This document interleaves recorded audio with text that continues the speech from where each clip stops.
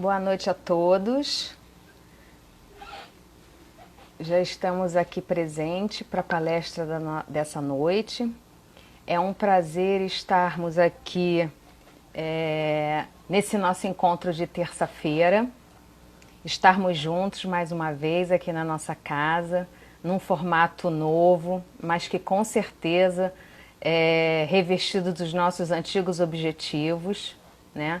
Então, todos que aqui estão chegando, sejam todos muito bem-vindos, que sejam muito, que se sintam acolhidos, que se sintam abraçados, que relembrem a nossa casa e os nossos momentos vividos lá. É um prazer estar com vocês aqui mais uma vez. E na noite de hoje, nós teremos uma palestra que vai ser muito interessante e é muito bom que todos estejam aqui para assistir.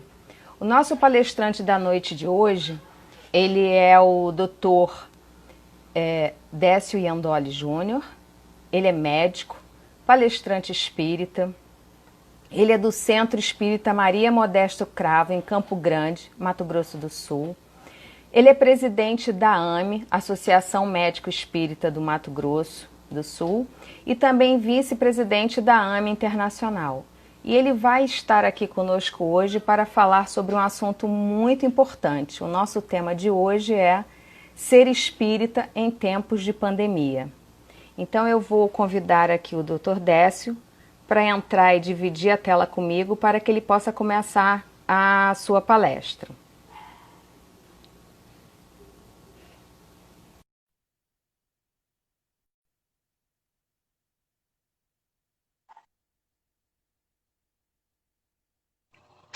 Boa noite.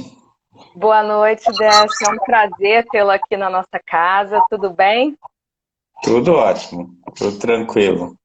Que bom. A turma já está aí se conectando, todos presentes para nossas reflexões dessa noite. Eu, em nome da Casa Consolador, Comunidade Espírita Cristã, agradeço a sua presença aqui entre a gente, para que a gente possa ter um estudo diferente. O prazer é todo meu. Obrigado pelo convite, viu? Ah, que isso. E esse tema foi assim escolhido porque a primeira palestra que eu escutei sua, deve ter talvez uns 2 anos ou mais, foi a palestra Ser Espírita para quê? E a gente, como tem o hábito de que tudo que a gente acha que é bom para a gente quer para os outros, sair espalhando a palestra para muita gente. Então, quando a gente conversou sobre qual seria o tema, eu falei, eu gosto daquela palestra e acho que o tempo agora de crise é muito importante. Então, eu achei que teria um momento de trazer um pouquinho dessas reflexões, porque eu acho que essa palestra ela foi o maior puxão de orelha, alerta, carinhoso e sereno que eu já ouvi na minha vida. Então, eu quis trazer um pouquinho disso para a turma lá do centro. Então, eu vou fazer uma prece para que a gente possa iniciar já deixando a nossa agitação normal da semana, do dia, um pouquinho lá fora, para que a gente possa iniciar a palestra de hoje. Seja muito bem-vindo. Obrigado, Anúncia. Obrigado mesmo. Então, vamos elevar o nosso pensamento a Deus, nosso Pai, a Jesus, nosso querido Mestre, e agradecer a oportunidade dessa noite em que podemos estar aqui todos presentes, reunidos, em nome dele. Abençoada seja essa noite e que nossos espíritos protetores, os espíritos da casa, possam receber o nosso palestrante com todo o acolhimento que será necessário para que a noite da gente se desenvolva com muita paz e com muito amor. Que possamos, então, agora, nesse momento, amparados pela espiritualidade, partilhar esse momento de reflexões tão importantes. Obrigada, Senhor. Que assim seja, graças a Deus. Graças a Deus. Então, Décio, a palavra é sua, sinta-se na nossa casa, no Consolador, e fique bem à vontade. Obrigado a você, ao pessoal da casa e às pessoas que estão conectadas com a gente aqui. Eu lembro, eu dei risada dessa palestra, porque é engraçado. Acho que é uma das mais vistas no YouTube. E eu fiz num dia que eu estava muito bravo comigo mesmo, sabe? Eu estava decepcionado comigo, porque eu estava achando que eu estava fazendo as coisas erradas. E, na verdade, foi mais um desabafo do que qualquer outra coisa. E muita gente ficou incomodada com aquilo que eu falei, né? Tem muito espírita, né, que não gostou. Mas é minha opinião, como eu digo, né? É reflexão porque é minha opinião, né? Quando a gente vai dar uma aula, então se você me pedir para dar uma aula sobre o livro dos Espíritos, eu vou lá, vou estudar o livro dos Espíritos e vou dar a aula. Se for uma palestra, sim, tem que ser alguma coisa que eu tenha expertise, né? Então aí eu vou te pedir para falar de alguma coisa ligada à medicina. Agora, quando é para dar opinião, a gente dá de qualquer coisa, futebol, né? Qualquer coisa. É claro que eu levo muito mais a sério a questão do espiritismo, porque ele é ponto central, foco central na minha vida. Ele me trouxe uma mudança de comportamento tanto na minha profissão quanto na minha vida pessoal. Eu não tive a sorte de nascer em berço espírita, mas eu nasci em berço cristão, e aí as coisas foram se dando. Quando eu entrei na faculdade, eu me afastei um pouco da religião, mas não da espiritualidade.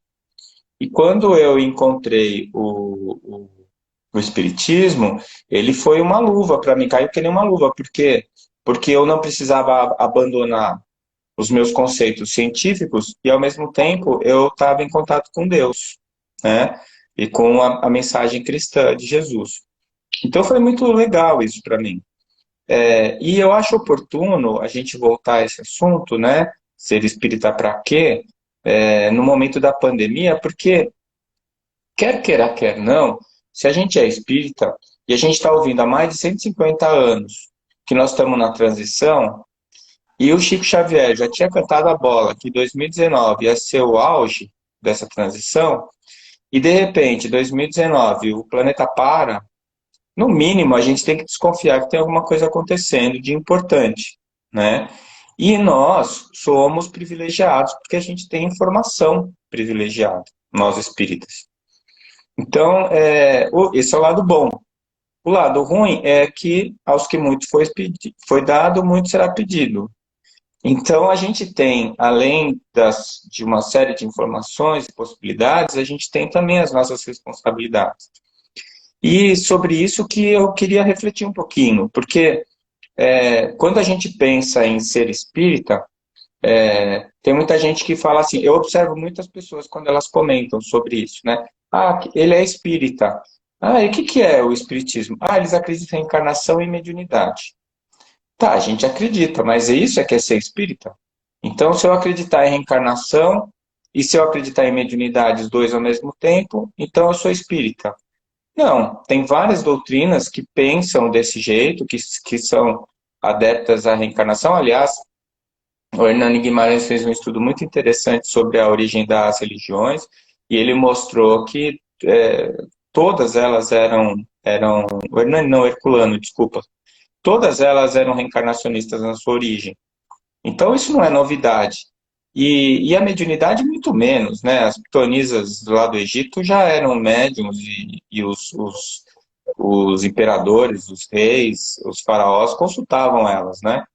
Então, são alguns detalhes da doutrina, que são detalhes, não vou tirar o peso disso, né? São fundamentais. Aliás, eu só fiz as pazes com Deus depois que eu entendi a reencarnação, porque eu, como cristão católico, eu achava que Deus não podia ser daquele jeito, porque se todo mundo era criado na hora que nascia, como é que nascia um mal formado e o outro saudável?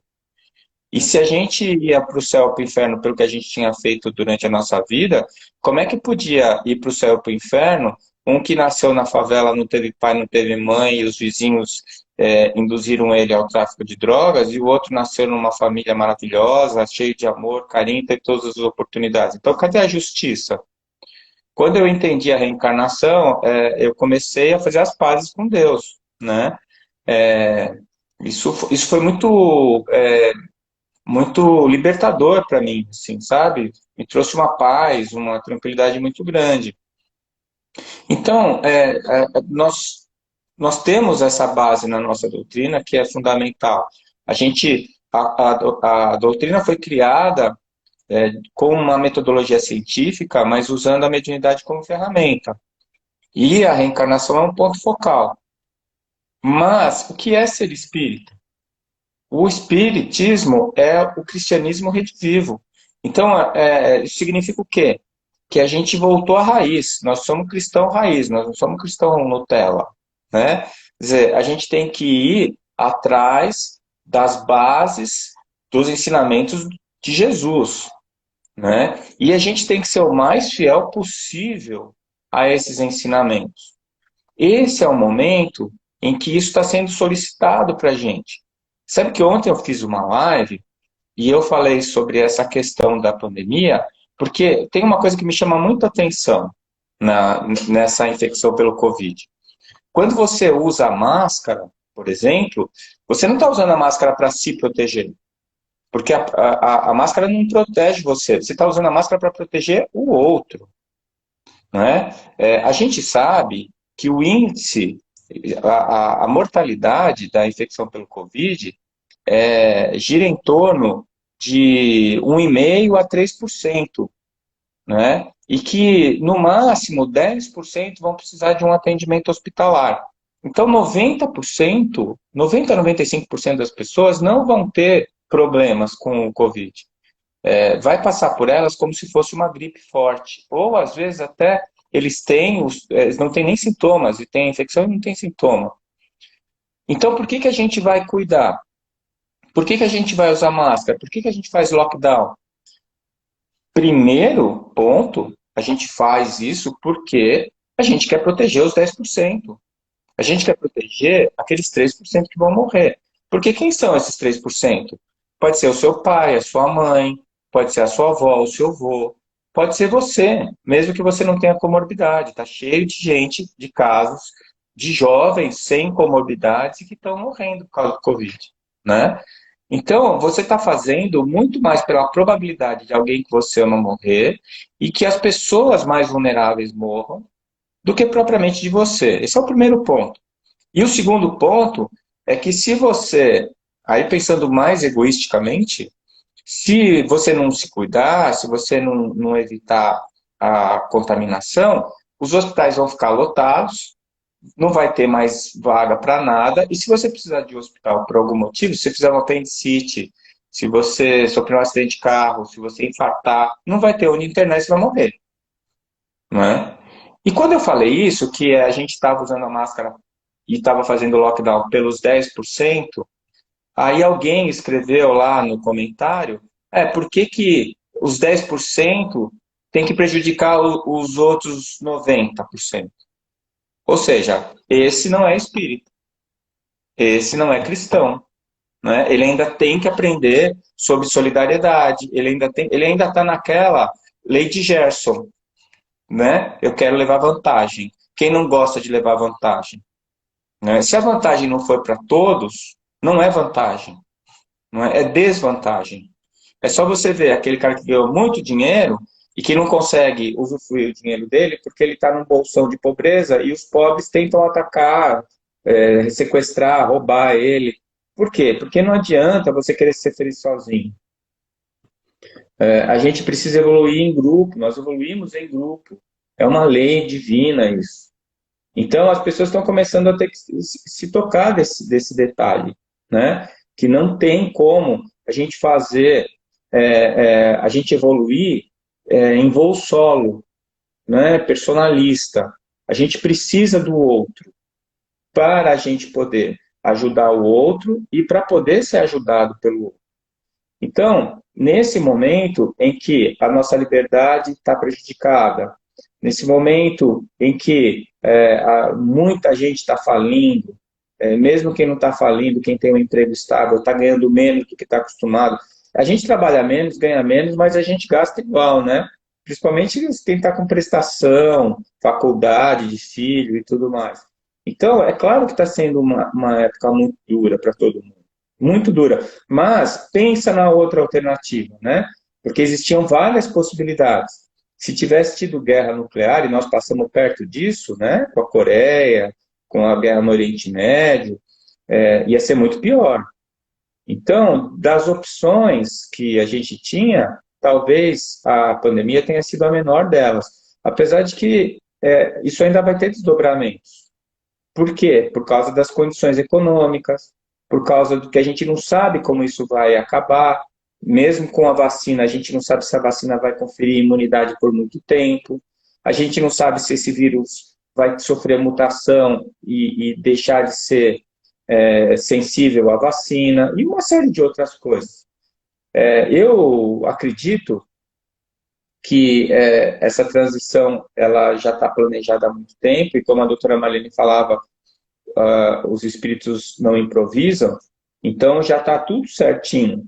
Agora, a maneira como nós vamos reagir depende do nosso livre-arbítrio. E é aí que entra a nossa responsabilidade como espíritas. Porque eu até entendo, porque nós vivemos num planeta de expiação, eu até entendo que tem uma boa parcela das pessoas que estão pouco se lixando para o outro. Se ele não corre risco, ele não quer fechar a loja dele, ele não quer mudar em nada o conforto dele. Ele vai à noite no bar, ele sai, faz festa, chama a gente na casa dele, ele está pouco se lixando, entendeu? Agora, alguém que se diz espírita, que se diz seguidor de Jesus, e que diz que não é justo que 10% prejudiquem 90%, então essa pessoa não sabe absolutamente nada, de nada, nem de espiritismo e nem de cristianismo, que na verdade são a mesma coisa, tá? Mas é uma pessoa ainda ensimismada, é uma pessoa egoísta. E o que a pandemia está pedindo para a gente é a empatia, né? Está pedindo que a gente cuide do outro. Então, o idoso, que é grupo de risco, o diabético, o obeso, que são as pessoas que estão mais sofrendo, que estão morrendo mais, essas pessoas têm que ser preservadas. E a gente tem a obrigação de preservar. Tem a obrigação. Mesmo que você não seja da área da saúde, por exemplo. Né? Então, é muito fácil as pessoas criticarem, né? Jogar. É fácil ser pedra, mas duro ser janela, né? As pessoas criticarem os outros, muitas vezes eu já vi isso, críticas duras, porque aquele profissional de saúde, aquela enfermeira, aquele médico estava com medo de trabalhar. Olha, você não está com medo? Por que ele não tem que ter também? Né? A obrigatoriedade do uso dos equipamentos. Então, se o outro tem que usar a máscara para me proteger, e eu estou ali para atender o outro, o mínimo que ele tem que fazer é usar a máscara para me proteger. Não é? Eu estou usando a máscara para não passar nenhuma doença para ele, ele tem que usar a máscara para não passar para mim. E isso não devia nem ser discutido. Né? Então, eu acho que é a hora da gente parar para pensar quais são os nossos valores, realmente. Né? Eu sou espírita por quê? Eu sou espírita porque eu acredito em encarnação e mediunidade? Ou sou espírita porque eu estou buscando uma evolução? Ou eu sou espírita porque eu acredito na palavra de Jesus e eu quero chegar um dia a ser como ele? Eu estou buscando esse objetivo. Né? E isso daí é que eu acho que é fundamental. Né? Porque se a gente continuar andando sozinho, a gente não vai chegar em lugar nenhum. O doutor Bezerra de Menezes, ele tem uma frase que eu acho muito legal. Ele fala assim que solidários seremos união, separados seremos pontos de vista e juntos alcançaremos os nossos propósitos. Né? É isso. E nós temos ao nosso redor, a gente tem uma rede que não serve só para dar passe, que não serve só para fazer vibração quando você está com um problema. Nós temos uma rede que serve para propagar a mensagem do Cristo. Não é? A gente se une, a gente se reúne, a gente discute, a gente estuda para isso. Por quê? Porque a gente encontrou a paz no Espiritismo, na doutrina espírita, e a gente quer dar isso para os outros. Né? Como você falou na abertura. Você gostou da palestra, você quer multiplicar, você quer dividir. Foi bom para você, por que não vai ser bom para o outro? Né? E eu acho que esse é o pensamento básico do espírita. né? Você quer multiplicar as coisas boas, você quer suprimir as ruins, você não quer ficar propagando as ruins, você quer propagar o que é legal. E agora é a hora da gente mostrar isso, sabe? É, a gente está vivendo uma situação bizarra, na minha opinião, que é as pessoas fazerem conexão da doença com política, de tomar remédio com ser adepto a A, B ou C. Gente, para com isso, pelo amor de Deus, não tem absolutamente nada a ver, né? Uma vez eu coloquei minha opinião sobre medicação e o que aconteceu? Falaram que eu era comunista porque eu não apoiava o uso do remédio. Eu não apoio porque existem estudos que provam que não faz efeito. É por isso que eu não aprovo. Entende? Eu acho que não vai adiantar. Você quer tomar? Toma. Não é veneno, não vai te matar. Mas que não funciona, não funciona. Né? E aí, a minha opinião como médico, como cientista, eu estou antenado nisso, até por uma questão profissional. E eu tenho acompanhado os trabalhos, eu estou em contato com professores de infectologia para eu poder dar uma informação segura, ainda mais com essas lives na mídia, eu me sinto obrigado a passar uma informação segura. E aí as pessoas começam a desvirtuar o assunto, porque não tem nada, absolutamente nada a ver uma coisa com a outra. Né? Quem tem que dizer para mim se o remédio é bom ou não é o pesquisador que estuda aquela doença e que estuda aquele remédio. Ele que vai me dizer se é bom ou não. Né? Aí vem as teorias de conspiração. E aí, não, porque existe um interesse por trás. Quem, pelo amor de Deus, vai ter interesse em que morra tanta gente? Quem vai ter interesse que a economia do planeta pare? Ninguém. Quem seria burro ao ponto de bloquear um remédio barato se ele funcionasse? Tanto que no começo, quando a gente não sabia se ele funcionava ou não, a gente estava usando, todo mundo estava usando. Por quê? Porque era barato, tinha pouco efeito colateral, não é que não tem, não tem, mas era controlável, e a gente achava que talvez pudesse ter efeito. Bom, vamos usar. Quando ficou provado que não faz efeito, vamos parar de usar.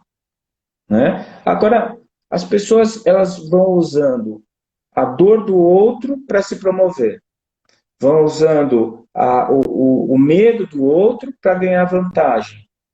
E a gente vai vendo como é que esse planeta ainda precisa mesmo de uma transição. Né? Precisa de transição de espíritos, porque nós ainda não somos cristãos. Eu entendo isso, mas eu fico muito triste quando eu vejo esse tipo de comentário vindo de uma pessoa que se diz espírita. Né? Porque eu tenho uma história, quando eu comecei,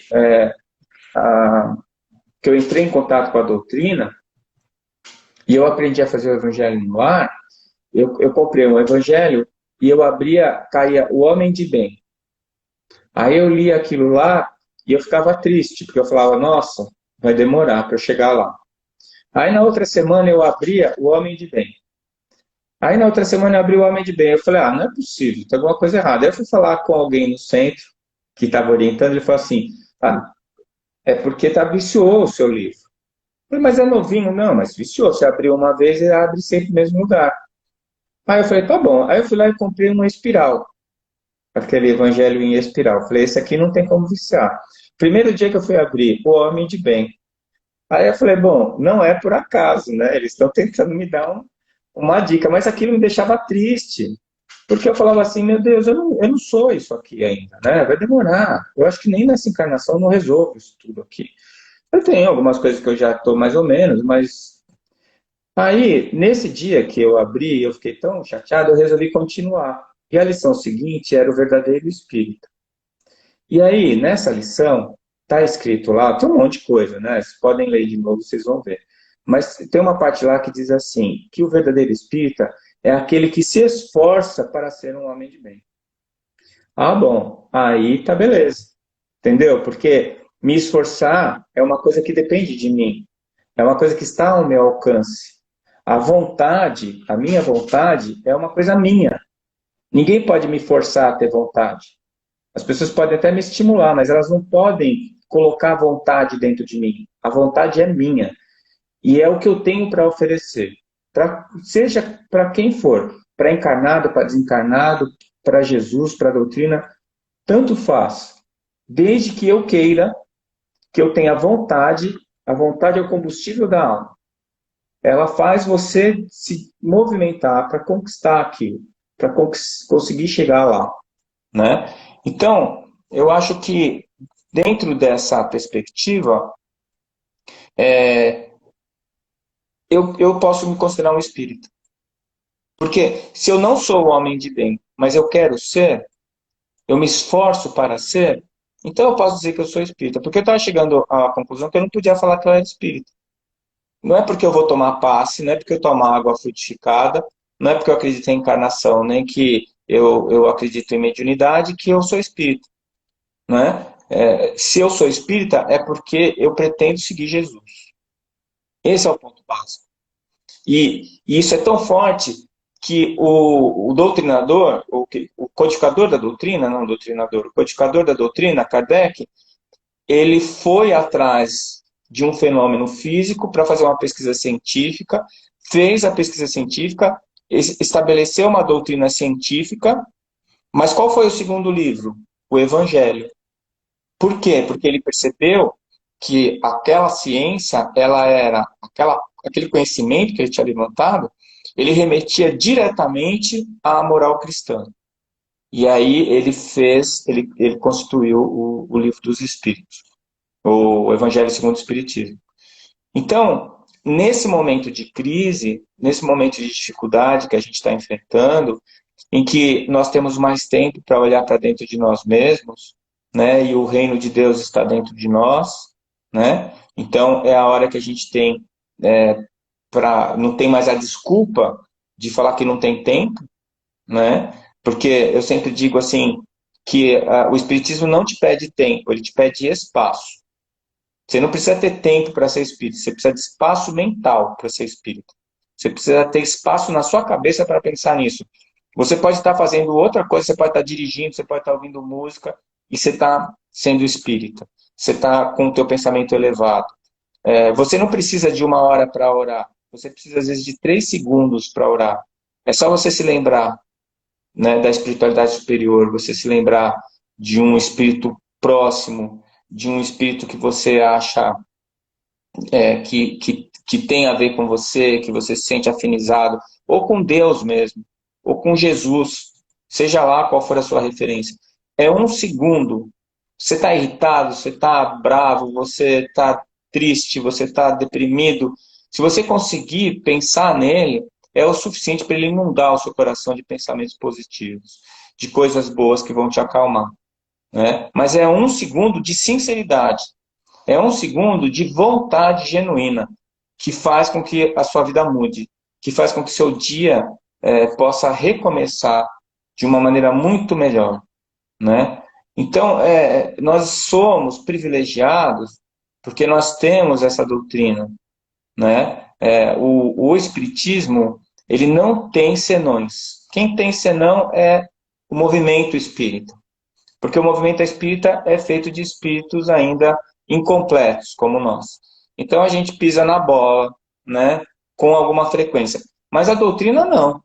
A doutrina está lá, né, colocada de uma maneira cristalina, com todos os pingos nos seus is, bonitinhos. E se não bastasse essa base fenomenal, a gente ainda tem toda a obra do Chico Xavier, que veio construir um edifício, um arranha-céu em cima da base tão bem construída de Allan Kardec. E aí a gente tem conhecimento científico, discussão moral. É só você, não precisa ir longe, ler André Luiz, Emmanuel, você já vai ver um universo se abrindo diante de você. Né? E tudo isso está na nossa mão. Está tudo à nossa disposição. Não só os livros, mas os grupos no Centro Espírita para discussão, para aprendizado, para aula, para alguém te contar alguma coisa que enxergou naquele capítulo que você não enxergou, para você dividir as suas impressões com as pessoas. Então não é só na teoria, né, mas também na prática. E a gente está com tudo isso na nossa mão. O que é que a gente vai fazer com isso? Essa é a pergunta.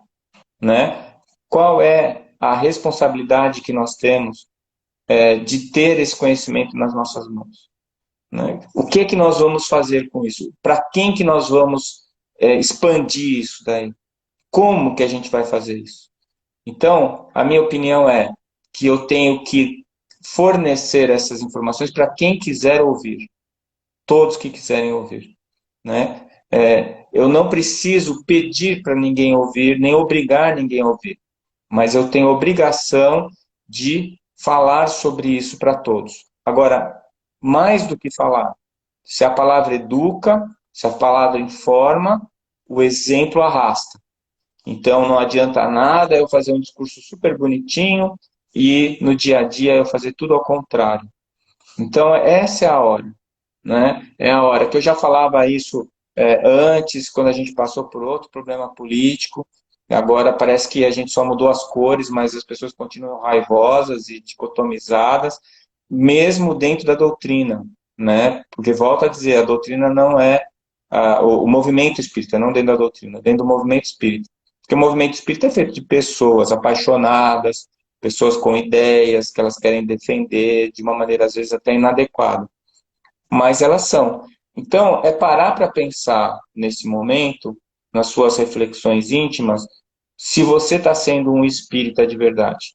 Se você está demonstrando para os outros a sua vontade de ser melhor, mesmo sabendo que você não é.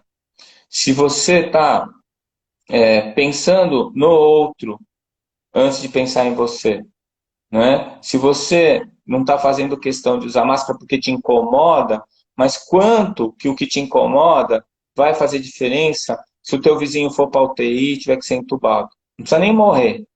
É só ele ter que ir para a UTI, ser entubado, ficar 4 semanas sedado com um tubo na garganta. Se fosse você, o que você ia achar? Então a gente volta para a máxima cristã, que eu acho que resume tudo. Não faça para o outro o que você não gostaria que fizessem para você. Gente, é tão simples isso, né? Mas ao mesmo tempo tão difícil. Então eu acho que é essa a questão. Estamos aí à disposição, como espíritas, para darmos o exemplo, dentro daquilo que nos é possível. Mas que nós precisamos, indiscutivelmente, demonstrar vontade, né, de sermos melhores. Aí sim a gente pode dizer que nós somos espíritos. E a pandemia, como qualquer doença, como qualquer infortúnio, nós temos que avaliar da seguinte maneira: quais são as lições que isso tem que trazer? Por que isso está acontecendo? Não existe acaso, a gente não acredita em acaso. Tudo tem um motivo, tudo tem uma causa. Aliás, isso é uma premissa da ciência, né? Então, se está acontecendo do jeito que está acontecendo, qual é a mensagem? E eu preciso estudar, aprender essa mensagem, para não ter que passar de novo por isso em uma outra oportunidade. Para poder me posicionar de uma maneira adequada diante das pessoas que estão olhando para mim. Porque sempre tem gente olhando para a gente. A maneira como a gente se comporta. E se você se diz espírita, mais ainda, né? Eu aprendi isso ao longo da minha vida, depois que eu me auto-intitulei espírita, como as pessoas prestam atenção no nosso comportamento. Como elas querem saber se você age de uma maneira diferente do que as outras pessoas. E, na verdade, a gente tem que agir não diferente das outras pessoas, a gente tem que agir da maneira certa, né? Usando os princípios que regem o meu ideal. E o meu ideal é o ideal cristão. E é a partir daí, orai e vigiai, né? Eu acho que é isso. Sim, realmente você trouxe reflexões muito importantes, porque se uma reclamação que a gente, de um modo geral, tem, é que a vida da gente é tão corrida, a gente está sempre tão ocupada, a gente não tem tempo de parar, pensar, refletir, avaliar. E, de repente, a gente tem aí uma questão de saúde, a gente tem uma questão econômica, mas a gente também tem a maior delas, que é a oportunidade de repensar, né? Repensar o que a gente vai fazer com isso tudo, porque seja se nascemos dentro de uma família espírita, seja se em algum momento a nossa ficha caiu e nós entendemos que o espiritismo é a ferramenta que a gente escolheu, Então, se a gente já está dentro dessa doutrina, então a gente precisa pensar no que nós vamos fazer com ela, né? E o que ela está fazendo aqui dentro da gente. Então, acho que assim, estamos num momento que, no mínimo, está na hora de parar para entender melhor isso. E não continuar naquele corre-corre que a gente vem, porque a vida não dá, porque tem trabalho, porque tem filho, porque tem ocupação, porque tem questões financeiras, porque tem N coisas para se preocupar, né? A gente perdeu a desculpa, né, Anuska? Sim, sim. Agora, Perdemos a com desculpa. certeza, a gente tem a obrigação de parar e pensar sobre isso. Você sabe que eu ouvi uma coisa do Alberto Almeida uma vez, numa palestra dele, que ele falou uma coisa que me marcou muito. Ele falou assim: não adianta você entrar para o Espiritismo. O Espiritismo tem que entrar em você, não é? Então, eu acho que é bem isso. Agora é a hora da gente ver se a gente que entrou para o Espiritismo, tudo bem, mas o Espiritismo entrou em mim, eu estou sendo um espírita de dentro para fora, né? Eu acho que agora é a hora. E é como você falou, uma vez eu conversando com uma pessoa, ela falou assim, eu sempre reclamava que eu não tinha tempo, agora eu tenho tempo e não faço. Eu falei, pois é, você só perdeu a desculpa, o resto está igual, né? Porque eu tenho dito assim que o que tem mais me incomodado é essa insuportável convivência comigo mesmo. Eu tenho tido muito tempo para pensar em mim mesmo, na minha vida, como eu sou, o que eu estou fazendo. E isso é útil, mas é doloroso. É doloroso, porque a gente fica de frente com as nossas feridas abertas, né? Fica de frente com as nossas dificuldades. Mas a gente tem que ter coragem. Tem que ter coragem para enfrentar, porque é uma oportunidade, né? Sim, com certeza. E eu acho que o Espiritismo, se tem uma coisa que ele traz para a gente de entendimento muito forte, é a questão da responsabilidade. A gente não tem mais como fugir isso. É aquela coisa que, a partir do momento que você sabe alguma coisa, você já não pode mais passar como se não tivesse a responsabilidade sobre aquilo. Então, assim, a gente tem aí uma doutrina, né, com o Pentateuco, que se a gente ainda gosta de uma receitinha para seguir porque é mais fácil, tem aí, no mínimo, de cara 5 livros para você pegar essa receita e seguir em frente, porque ela está É, ali, né? é, E aí é como você disse, e após Kardec, a gente tem aí um Chico Xavier que construiu um arranha-céu mesmo, você disse muito bem, com tanta coisa para a gente aprender. E de uma forma muito amorosa, se a gente quiser olhar para a doutrina assim, né? Porque eu acho que o aprendizado que ela traz para a gente, e aí foi o que eu falei da sua palestra, o Ser Espírita para quê? Mas a doutrina, ela traz isso, né? Ela traz um puxão de orelha, ela traz um alerta, mas ela traz toda a amorosidade do Cristo para que a gente se endireite. Porque é assim que a gente faz com o filho da gente quando a gente quer educar, né? A gente briga porque sabe que é necessário não, a gente ralha, coloca de castigo. Mas por quê? Porque a gente ama. Porque quando a é. gente não liga, a gente deixa solto, né? O que não faz a menor diferença para a gente deixa solto, né? Então, graças a Deus, Jesus veio, trouxe toda essa doutrina aí para gente. Kardec teve o grande trabalho de codificar essa doutrina, né? E a gente tem tudo isso aí para a gente se apoiar, para a gente se apoiar, né? Porque os primeiros espíritas talvez não tiveram, né, tanta coisa à mão como nós temos hoje para que a gente possa seguir em frente, né? Então isso é um grande presente, né? Que a gente pode considerar aí deixado para a gente. Não é à toa que a doutrina é chamada de o Consolador, né? E mesmo assim, eu acho que tem alguns pontos que muita gente ainda não entendeu. Essa questão da lei de ação e reação, que muita gente interpreta como sendo lei de Talião, olho por Uhum. olho, dente por dente, não é isso. A lei de Talião, ela vem por nossa conta. É a nossa culpa que faz a coisa voltar do jeito que foi. Não, não é determinação de Deus, porque Deus não pune. Ele é infinitamente bom e justo.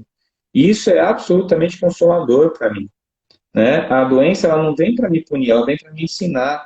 Ela não é um castigo, ela é uma oportunidade. Então, diante dessas coisas, eu passo a ver as coisas que acontecem comigo de uma maneira completamente diferente. Então, assim, hoje eu estava com uma paciente no consultório que ela está em ponto de bala, assim, estressada, nervosa, tomando remédio, tudo por conta de um medo de pegar a doença, o medo disso, o medo daquilo. Tá, eu entendo, é difícil mesmo, mas aonde isso vai levar? Aonde vai levar? É aí que entra a fé, né? Eu tenho uma frase da doutora que eu gosto muito, Jesus está no leme. Ela todas as vezes ela fala, meu filho, calma, Jesus está no leme. Bom, Jesus está no leme, está tudo certo, relax, entendeu? A única coisa que eu tenho que me preocupar é não cair do barco, porque o barco vai, e vai chegar em segurança. Agora, não vai em águas calmas, né? Senão não era Jesus que estava pilotando, podia ser qualquer um de nós. Agora, a gente tem que segurar a onda. Diante da dificuldade, em vez de você se apavorar, em vez de você se assustar, em vez de você ter medo, né, avalie a situação e busque uma estratégia de superação, né? Tudo tem dois lados. Então, se por um lado tem muita coisa ruim acontecendo, por outro lado, a gente nunca esteve tão perto da nossa família. Eu sou um que reclamava que não parava em casa, viajando muito. Pô, eu queria tanto ficar em casa. Não, estou tomando um chá de casa, né? Não fui para lugar Sem nenhum, minhas opção. viagens todas foram suspensas. Eu tô curtindo isso. Ó, eu terminei um livro, estou terminando um segundo, estou me sentindo produtivo, estou me sentindo bem, estou me sentindo feliz. Agora, eu não tenho medo? Tenho medo. Tenho medo de ficar doente, tenho medo de trazer o trabalho em serviço de saúde. Eu tenho medo de trazer o vírus para dentro da minha casa. Meu pai e minha mãe estão morando comigo, eles têm mais de 80 anos. Então, assim, a gente tem medo. Eu fico preocupado porque a parte financeira está sendo fortemente afetada, mas ao mesmo tempo eu busco a serenidade na certeza de que eu estou passando por uma coisa que é obrigatória, que eu tenho que passar. Eu fico tentando extrair as coisas boas que a oportunidade está me dando, e eu procuro, principalmente, ficar atento para as lições, sabe? Porque eu falo sempre assim, se eu tenho que passar por isso, que seja só uma vez. Se eu repetir de ano, eu vou ter que passar de novo depois, mas talvez não quero. Coisa ruim só uma vez, né? É igual puxar band-aid. Puxa de uma vez que só dói uma vez. Ficar puxando, arrancando pelinho por pelinho, você sofre cada pelinho que sai. Arranca de uma vez, é uma dor só. Então, eu acho que as coisas têm que ser assim. A gente tem que estar atento. E a doutrina tem esse aspecto consolador, que é muito importante. Ela traz essa sensação de conforto. Uma vez uma pessoa veio me perguntar como eu via a questão dos espíritos, se os espíritos estavam no meu redor, e eu falei para ela, só que em vez de eu ficar falando de obsessor, eu falei, olha, tem um anjo da guarda, é um espírito que é destacado só para cuidar da gente, ele fica do nosso lado o tempo inteiro, ele fica lá dando toda assistência, tem os nossos espíritos afins, aqueles que são nossos amigos, que gostam da gente, aqueles que viveram com a gente nessa ou em outra vida e que estão, de alguma maneira, ao nosso lado tentando nos apoiar. E eu fui fazendo uma fila de possibilidades. Aí, quando eu terminei, eu falei assim, nossa, isso é tão bom, não é? É tão gostoso você saber que você não está sozinho, que tem um monte de gente boa ao seu redor, te ajudando, buscando te ajudar. É o aspecto consolador da doutrina. E aí, nessa hora que a gente está precisando tanto de consolação, vamos usar. Vamos usar essa consolação, ela está aí para nós, né? Ela foi disponibilizada para nós. E isso é uma bênção, né? Nós somos afortunados, né? Sim, com certeza, com certeza. E a gente fala tanto e estuda, né? E tanto a transcendentalidade. Então, eu acho que ela vem trazer para a gente o entendimento de que existe alguma coisa maior por trás disso tudo. Então, a gente precisa do dinheiro, a gente precisa das questões materiais, a materialidade aqui nos ajuda através de estudos, faculdades, né? A carreira que a gente segue, mas por trás disso tudo tem que ter alguma coisa maior. E a doutrina vem trazer isso para a gente. Então, eu acho que só isso já é confortador, né? Sim. Lá no centro, a gente, em cima do quadro, tem uma frase que eu gosto muito, que todos que estão assistindo as palestras ficam lendo enquanto estão ouvindo a palestra, que consola, esclarece e liberta. Então, isso realmente é muito bom a gente ter essa consciência, né? Então, a gente tem que entender ela no seu âmbito maior, que é exatamente isso. A gente muitas vezes chega pela dor, mas a gente sai daqui com certeza, né, liberto, feliz, mais leve, quando a gente finalmente consegue entender. Então, É o ponto central. O ponto central da doutrina, que é a responsabilidade. A responsabilidade do nosso caminho é nossa, né? Isso é fundamental. Tem opção. Eu diria que eu acho que esse é o ensinamento, o entendimento mais difícil da gente, né? Porque quando a gente apreende isso, não tem mais como fugir. A responsabilidade é nossa. Então, por um lado, isso é muito bom, mas por outro, isso também pode ser muito ruim. Depende do lado que a gente quer pular, né? Mas realmente... Eu falo que a melhor notícia que o Espiritismo me trouxe é que a minha vida depende só de mim. E a pior notícia que o Espiritismo me trouxe é que a minha vida só depende de mim. Então, no catolicismo, eu sempre contava com o velhinho de barba sentado na cadeira, que ia ser super bonzinho, ia quebrar o meu galho, né? E agora que eu sei que sou eu mesmo que vou ter que decidir as coisas, eu fico muito mais apreensivo. Você sabe que, assim, eu nasci em berço espírita. Meu avô já era espírita quando ele morava lá no Ceará com a minha avó. Ele já era um espírita. No entanto, aí o pessoal falou assim, mas então você deu sorte, você veio espírita. Eu falei, talvez eu não tivesse outra opção, né? Já vim aqui que é para ver se agora eu tomo jeito, né? Então, assim, eu tô lá... Exatamente, sem opção. Mas eu acho que é isso. Eu acho que as oportunidades, elas são dadas pra gente. E já que nós estamos aqui querendo nos dizer espíritas, está na hora da gente aproveitar, inclusive, esse tempinho que a gente está tendo e repensar bastante isso. Eu acho que essa é a maior mensagem que fica aqui. E, Décio, eu queria te agradecer muito. Realmente, eu acho que essas reflexões que você trouxe aqui hoje foram reflexões muito importantes. Com certeza a turma, vendo até pelo número de pessoas hoje aqui presentes, hoje a gente está com uma turma aí bem forte, né? E o tema foi um tema muito importante, porque eu acho que a gente tem tratado algumas questões ligadas a esse momento de crise, porque hoje é a pandemia e o Covid, mas a gente, alguns anos atrás, tivemos outros problemas e nada impede que mais para frente venha. Mas independente dessas grandes crises, eu acho que todo mundo vive sua crise no dia a dia, né? Então é sempre muito bom, muito importante a gente pensar em como a gente deve se comportar nesses momentos, né? O que a gente pode aprender para nossa caminhada, como postura para a nossa vida. E as reflexões de hoje foram muito boas. Então, assim, eu, em nome da nossa casa, agradeço bastante, imensamente a sua presença aqui conosco. E que você fique muito em paz e que seja sempre muito amparado para continuar levando essas palavras a todos, né? Porque eu acho que o que a gente puder replicar dessa doutrina de luz que a gente recebeu é muito importante, porque eu acho que tem muita gente que precisa e também para a gente é uma forma de aprendizado muito grande, né? Então, o que a gente puder replicar, seja através de uma palavra, de um sorriso, de um ombro amigo, é sempre muito bom. Isso que você falou é fundamental. Replicar sem precisar que o outro seja espírita, né? Você replicar isso sem querer que o outro entre para a doutrina ou que o outro vá no centro com você.